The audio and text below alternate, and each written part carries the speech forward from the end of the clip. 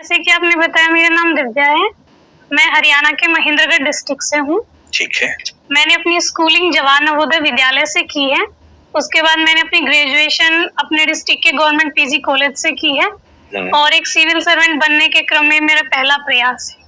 ठीक है। तो दिव्या, ये बताएं आपके नाम का मतलब क्या है और ये नाम आप पर कैसे सूट करता है? सर, मेरे नाम का मतलब है डिवाइन लस्टर और ब्रिलियंस। और सर, मुझे ऐसा लगता है कि मैंने अपनी स्कूलिंग में और उसके बाद अपने कॉलेज में और अपने जो भी प्रयास है अपने लक्ष्यों को प्राप्त करने में ब्रिलियंस को हासिल करने की कोशिश की है। आप जो हिंदी साहित्य पढ़ती हैं उसके पाठ्यक्रम में भी एक उपन्यास है, उसका नाम भी दिव्या ही है। यस। और उस उपन्यास में वो जो दिव्या है और जो उसका मित्र मारिश है, वो बार बार कहते हैं कि स्त्री का धर्म निर्वाण नहीं सृष्टि है।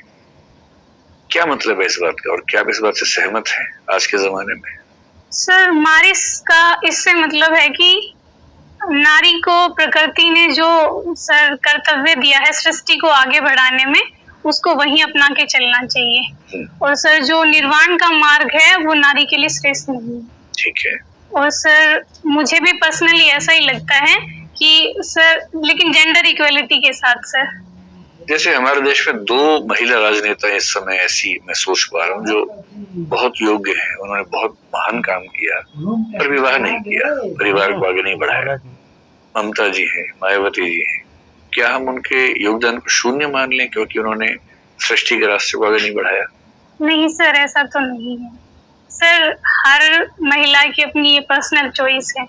और सर, राजनीति के क्षेत्र में उन्होंने इतना अच्छा किया है तो हम सिर्फ सृष्टि को आगे ले जाने के बेस पे कहीं किसी महिला का मूल्यांकन नहीं कर सकते। आपने अपने डैश में लिखा है कि आपने नेतृत्व और व्यक्तित्व विकास के कार्यक्रम में भागीदारी की और उसमें पुरस्कार जीता। Yes sir. Leadership and personality development. Yes sir. तो ये बताओ कि नेतृत्व का विकास कैसे किया जा सकता है? 2-3 तरीके बताएं। सर, सबसे पहला तो मुझे लगता है जो लीडर होता है उसको अपने जो ग्रुप है उसके बारे में सर अच्छी जानकारी होनी चाहिए कि कैसे पॉलिसीज ले जानी, हमारा लक्ष्य क्या है। सबसे पहला ये है। दूसरा, मुझे ऐसा लगता है सर, एक लीडर के पास पर्सुएशन पावर होनी चाहिए कि वो अपनी पॉलिसीज के बारे में जो आम लोग हैं उनको अच्छे से समझा सके। और तीसरा, मुझे लगता है सर, नॉलेज और अवेयरनेस होनी चाहिए कि हमें जानकारी है कि कहाँ चीजें कैसे घटित हो रही हैं और सर मुद्दों के बारे में। ये देश में जनसंख्या बहुत तेजी से बढ़ रही है और खासतौर पे गांव से शहर में आने की जो सामाजिक प्रवृत्ति है वो अनियंत्रित सी होती जा रही है। शहरों में इतनी भीड़ भाड़ है, इतने एक्सीडेंट्स होते हैं, इतने पोल्यूशन, इतने अपराध हो रहे हैं। क्या आपको लगता है अनुच्छेद 19 में जो स्वतंत्रता मिली है नागरिकों को, और उस पे कोई सीमा का भी प्रावधान संविधान में है कि ये असीमित स्वतंत्रता है? नहीं सर, अनुच्छेद 19 के तहत असीमित तो नहीं है, उस पे सर रीजनेबल रिस्ट्रिक्शंस लगाए गए हैं। और सर जो तो क्या शहरों के अंदर प्रवेश पर भी रीजनेबल रिस्ट्रिक्शन लगने चाहिए सर ताकि पब्लिक ऑर्डर बना रहे? सर, अगर भारतीय नागरिक हैं वो सर अपने आजीविका के लिए अगर प्रवास कर रहे हैं तो मुझे नहीं लगता कोई रिस्ट्रिक्शंस हो। ये मान सकते हैं कि अभी जो कन्वेंशनल व्हीकल्स हैं उससे अगर इलेक्ट्रिकल व्हीकल्स की तरफ जाएंगे तो प्रदूषण पूरी तरह समाप्त हो जाएगा। मैम, पूरी तरह तो से तो नहीं कह सकते, लेकिन अभी के कंपैरिजन में मैम इलेक्ट्रिक व्हीकल्स एक बेटर ऑप्शन है। इलेक्ट्रिक व्हीकल्स किससे चलेंगे? मैम, विद्युत से। विद्युत कैसे उत्पन्न होती है?